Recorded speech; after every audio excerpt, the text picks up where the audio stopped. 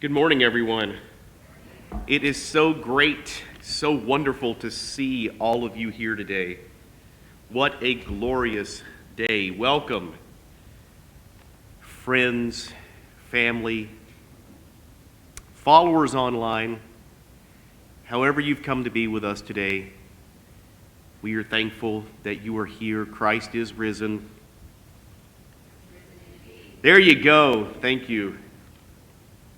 So, today's Easter, or if you prefer, Resurrection Day. Because of that, it's a good day to talk about hope. Hope. You know, when Jesus' disciples got up on Sunday morning, when those faithful women got up before sunrise, before the sun had risen, Jesus was still in his tomb. They were hopeless. Their Lord, their teacher, their friend, the one whom they put all of their hope in, was dead. And all of their hopes had died along with him. But when they found the tomb empty, when the angels proclaimed, "He is not here, he has risen," when Jesus showed up in their midst, showing them his battle scars that had now been transformed into marks of indelible love, and then of all things, asking for some barbecued fish to eat. Just like that, their hopelessness was swallowed up by a fierce, bold, unshakable hope. Easter kindled a flame of hope in them that no bad day, no heartbreak, no trauma, no persecution, not even the shadow of death itself looming over them could ever extinguish. That is a hope that every Christian can have. It is a hope that every believer should have.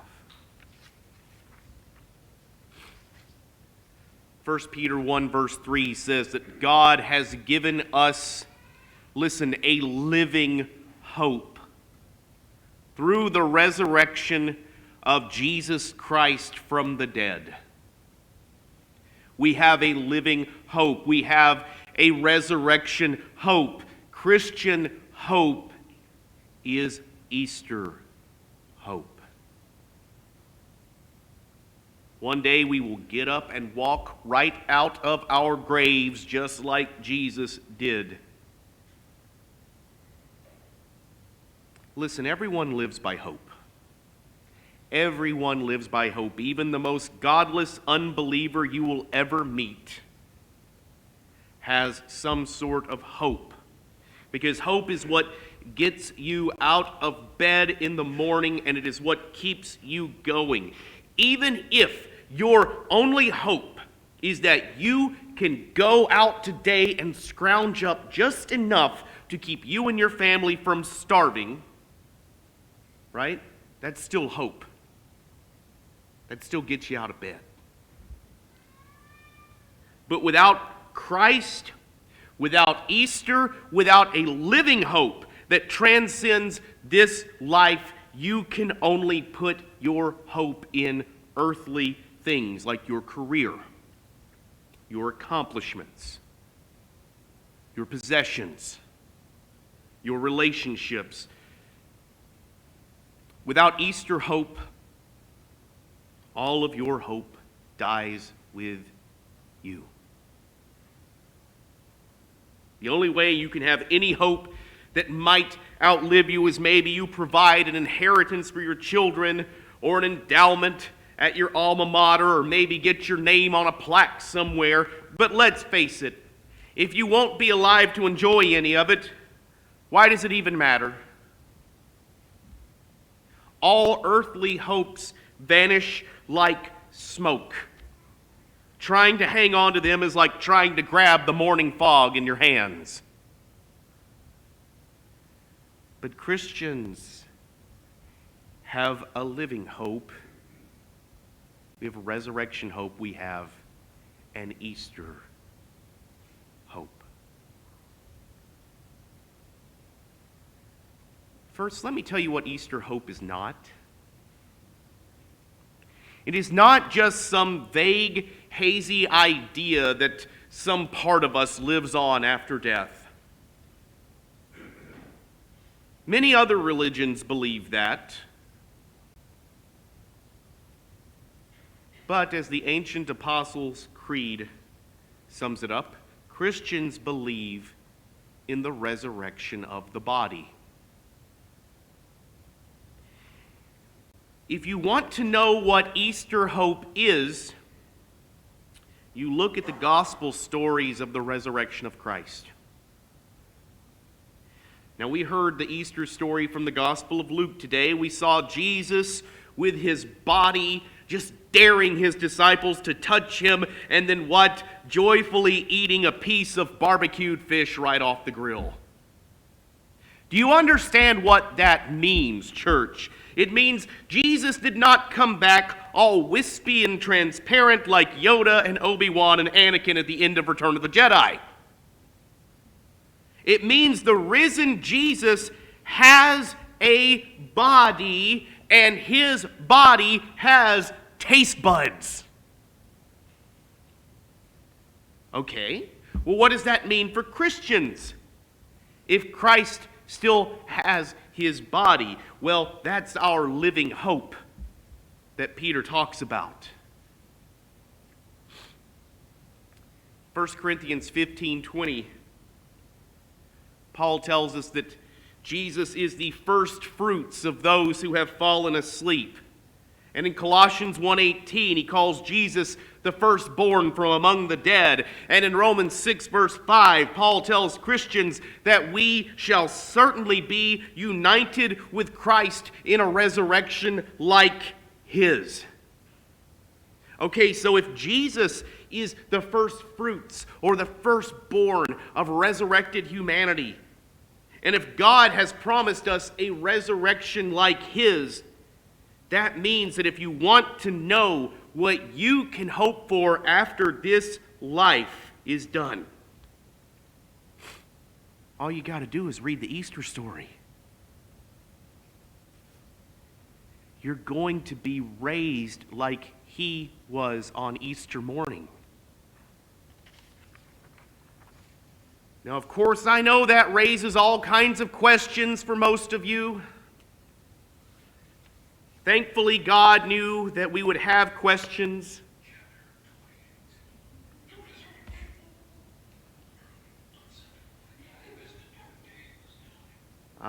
There we go. I can't compete with the word.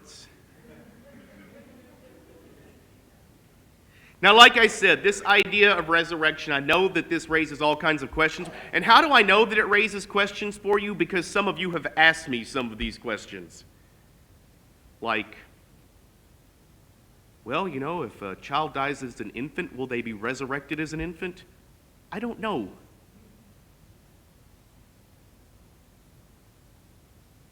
But thankfully, God knew that we would have questions. So the Holy Spirit inspired Paul to write 1 Corinthians 15 so that we would have answers. Easter hope is too important for God to leave his children in the dark about it.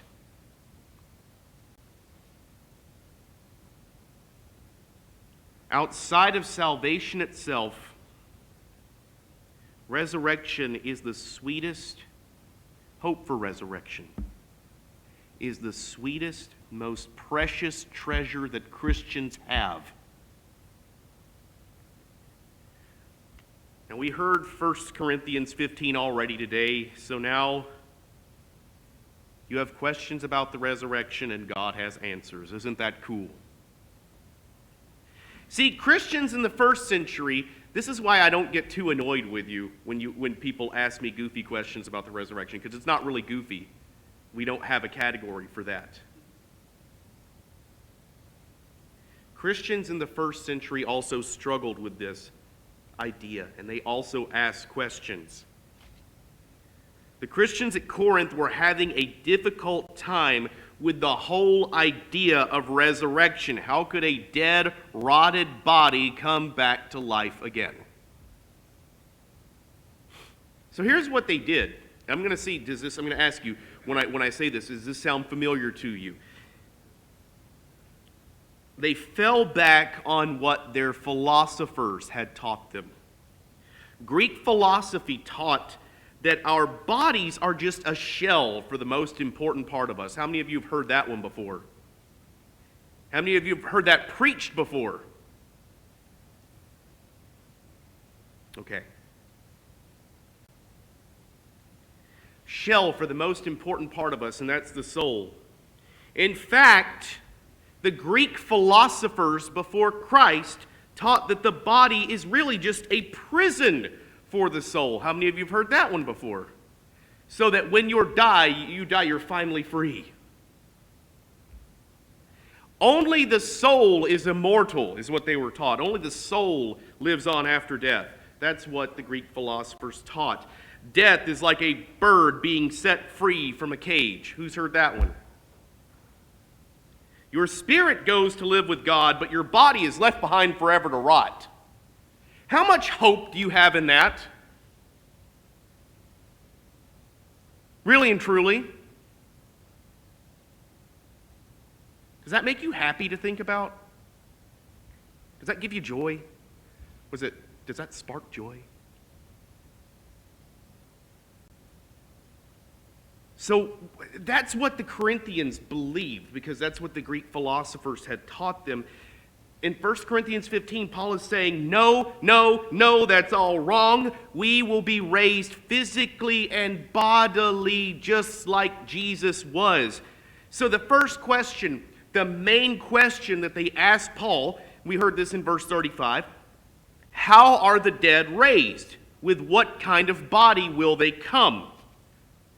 So Paul answered this question by pointing us toward the ground. He said, when you plant a seed in the earth, it springs up as something greater and more glorious, right? We see that all the time. But it's still the thing that you planted, right? You don't plant wheat and then it comes up as corn. So Paul's answer to this first question of, well, what kind of bodies are we raised with, is the dead are raised with human bodies. Humans do not become angels when we die. We also don't live on forever as free-floating spirits in the sky. God created humans as bodily creatures. And when he created us with body, soul, and spirit, what did he say about us? This is very good. It's not junk. It's not second rate. It's not a prison. This is very good. A spirit without a body is not a human. A spirit without a body is a ghost.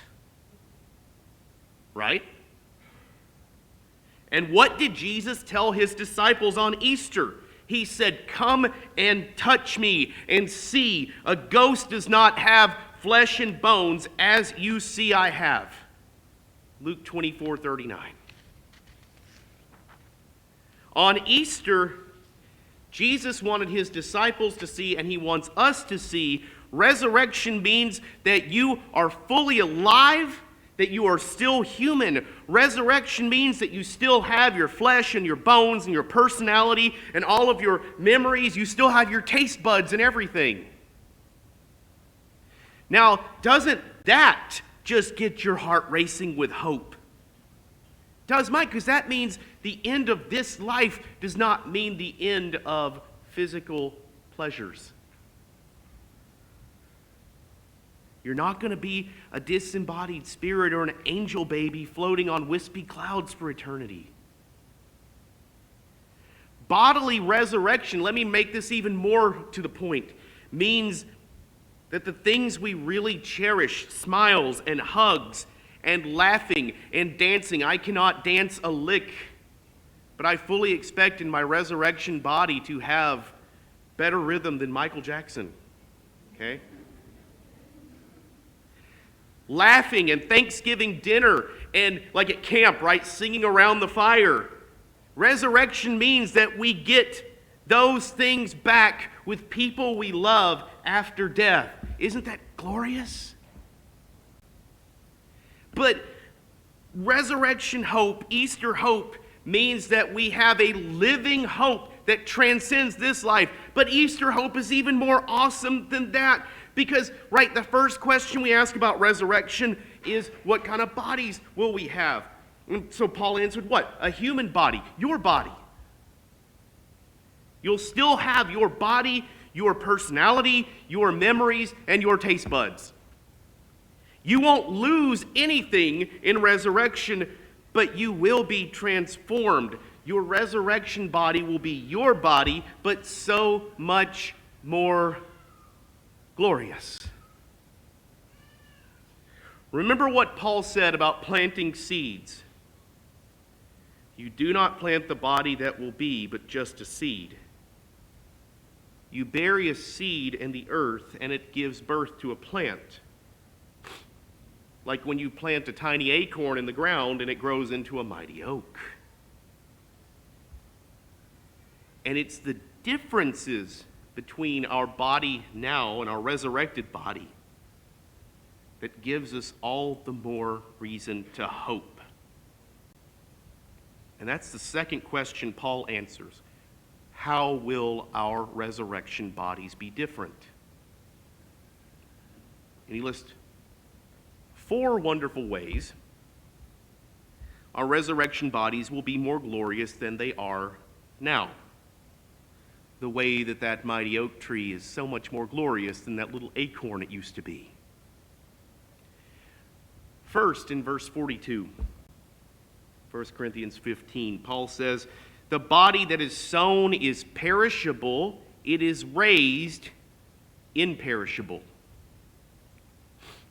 See, you, me, everybody in here, everybody else in the world, we are, I hate to break it to you, we are all slowly dying. Minute by minute, hour by hour, day by day, I'm dying while I preach this. You're dying listening to me, and I hope it's not a boredom. Point is, our bodies age and they wear out, our teeth get cavities, our eyes grow dim with cataracts, our hearing goes, we lose our memories to dementia. Our bodies are perishing, they are deteriorating ruthlessly, relentlessly, and without remorse. Every system and every cell in your body is subject to the law of entropy until you die. But our resurrection bodies will not be like that. They will be imperishable and incorruptible. Resurrection hope is a hope of life in a body that is free from sin, free from suffering, free from death. A body that is forever free from weakness or pain or disease. That's Easter hope. You know, I stand up here today, my allergies are killing me like they do this time of year. But there is nothing wrong with me, and there is nothing wrong with you, and there is nothing wrong with any of us that a little resurrection will not cure. Now, the second way your resurrection body will be different and so much better than it is right now is found in verse 42. Your body is sown in dishonor, and it is raised in glory. Here's what that means. I think a lot of us have seen too many bodies in caskets in our lives, and we know that that body in the casket has been wasted away by age or disease, or it's been irreparably damaged by an injury. That's why we sometimes have closed casket funerals, because what has happened to the body of this person we love, right? It's been so brutalized and disfigured that it's going to add more trauma to look at it. So if you think of that poor, ravaged, dead flesh that we bury in the ground that's going to decay and turn to dust, that's what Paul means when he says that we are sown in dishonor. Our death is a disgraceful thing. We do not glorify death, do we? But your body that is sown in dishonor will be raised in glory. Remember before they sinned, it says in Genesis that Adam and Eve were naked and not ashamed. Why were they not ashamed? Because they were clothed in God's glory. Sin has stripped away God's glory from us. But when Christ calls his people back to life, our bodies will once again be clothed in glory. Jesus says, then the righteous will shine like the sun in the kingdom of their Father. Matthew 13:43. Our new bodies will be perfectly healthy and they will be radiant. So no matter what you look like now, and no matter how your body has been ravaged by time or illness or injury when you die, your resurrection body will be beautiful. You'll be strong and wonderful and glorious forever. Verse 43 also tells us a third way that our resurrection bodies will be better. It is sown in weakness, Paul says, but it is raised in power. We all know what it means, how it feels to grow weak and weary and tired. Your body, my body, they need rest and they need sleep. You are not physically strong enough to do everything that you would like to do. And of course, the older we get, the weaker our bodies become. And then of course, we all have mental and emotional weaknesses too. We are all at least sometimes plagued in our lives by depression and anxiety. And then there are those people who have to live with disabilities, limited mobility. Some people are blind or deaf. Some of us bear chronic pains in our bodies, and some people have cognitive impairments and mental illness. You know, during Jesus' earthly ministry, he would often heal people who were blind or deaf or paralyzed. One reason he did that was to give us a glimpse into our resurrection hope, into our Easter hope. You see, when Christ returns to rescue his people from our graves, whatever disabilities or physical limitations we suffered in this life will not follow us into glory.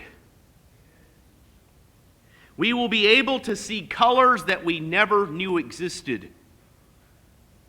Our minds will operate at greater speed and with greater accuracy than even our most powerful computers. We will never grow weary.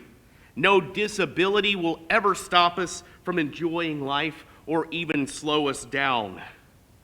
When it says that we will be raised in power, it means that not only will all of our impulses be holy and good, but that we will be able to carry out our heart's desires without ever growing tired. We will glorify God and enjoy him forever, in other words, and we will never need a break.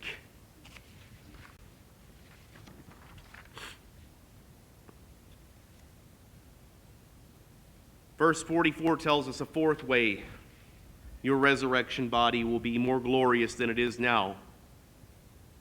It is sown a natural body. It is raised a spiritual body. Now, this is where a lot of folks get tangled up in the weeds and confused. When it says that we will have spiritual bodies, it doesn't mean that we become spirits. I mean, think about this for a minute. Spirits are immaterial, right? So how can you have a spiritual body if that's what that means?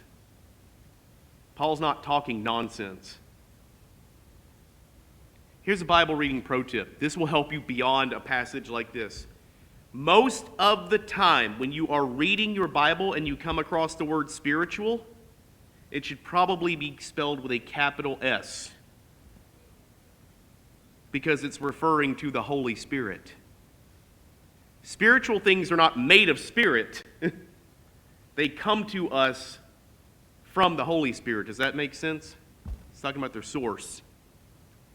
A spiritual body doesn't mean that your body won't be physical. It means that the source of your resurrection body's life will be the Holy Spirit. Romans 8:11, he who raised Christ Jesus from the dead will also give life to your mortal bodies through his Spirit who dwells in you. So here's what it means when it says that our bodies are buried as natural bodies, but they're raised spiritual bodies. The body that you have now is a natural body. We all have the bodies that we inherited from our father Adam. They're the bodies that we have by nature. Now think about this for a minute. We deal with sickness and disease and deformity and injury and all these other, problems, right? Did God create humans that way? No, He created our bodies very good. But because of sin, our natural bodies are now weakened. We have all of these limitations we've been talking about. We're perishable. Our bodies die and decay. That happens naturally now because our whole nature, body, soul, and spirit, all of it has been corrupted by sin. But we will be raised with bodies like the resurrected Christ has. Philippians 3:21, Paul says that when Christ returns, He will transform our lowly bodies so that they will be like His glorious body. A spiritual body means, yes, a physical, material body of flesh and bone, but it's no longer weakened by sin. Instead, it's energized by, and it's animated by, and it's completely ruled by the Holy Spirit. It's almost like saying that the Holy Spirit will be the battery who powers your resurrection body. Now, think about that, because that's really something wonderful to hope for. Can you imagine a world full of people who are completely submissive to the Holy Spirit? See, we're going to have this glorious freedom that we have never known in this life. And you know what that freedom is? We will be unable to sin. Unable to sin. If your thoughts, your will, and your emotions, and your body are always perfectly in step with the Spirit, then your life is only ever going to produce the fruit of the Spirit. A spiritual body means a life where all anyone ever knows or does is love, joy, peace, patience, kindness, goodness, faithfulness, gentleness, and self-control.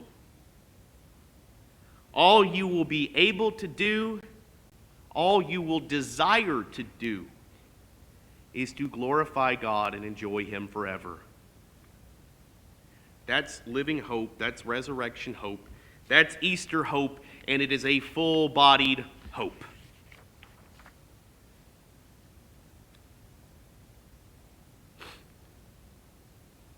See, God has not given us a hazy, foggy, ghostly hope.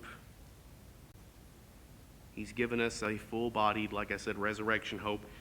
We were created to fellowship with God, to glorify God and enjoy Him forever.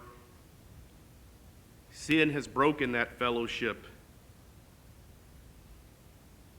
Christ has dealt with our sin, and resurrection is the final glorious crescendo of salvation.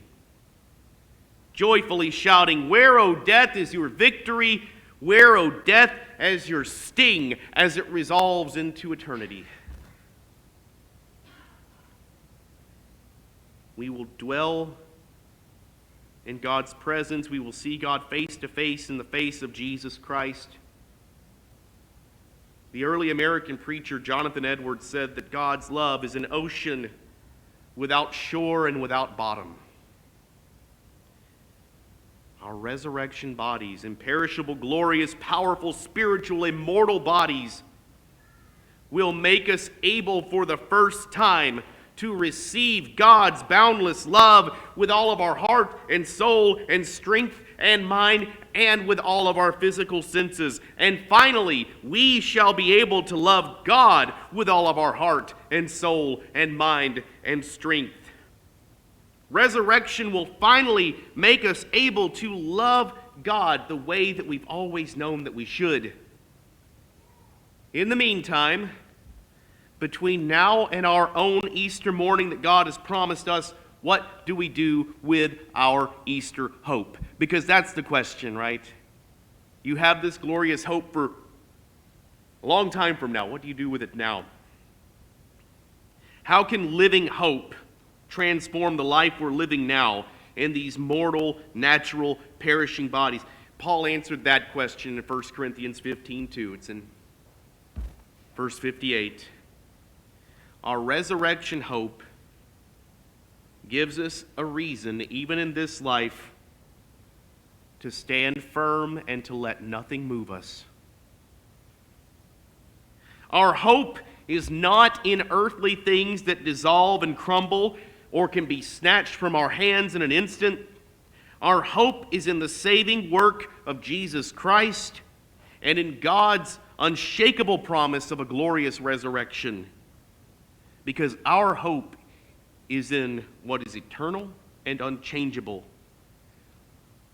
Our hope is not in our careers or our money or our relationships or our accomplishments.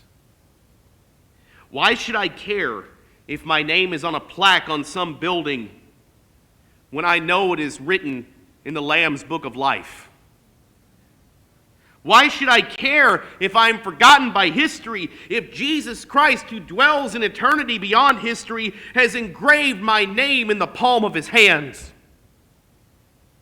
Because we live with Easter hope, verse 58 also says that we are able to give ourselves fully to the work of the Lord, because we know that our labor in the Lord is not in vain. Now, I do want to make this disqualification here, because I think a lot of times we read work in the Lord and we think, oh, church stuff. I'm going out and I'm, knocking on doors. And that's part of it.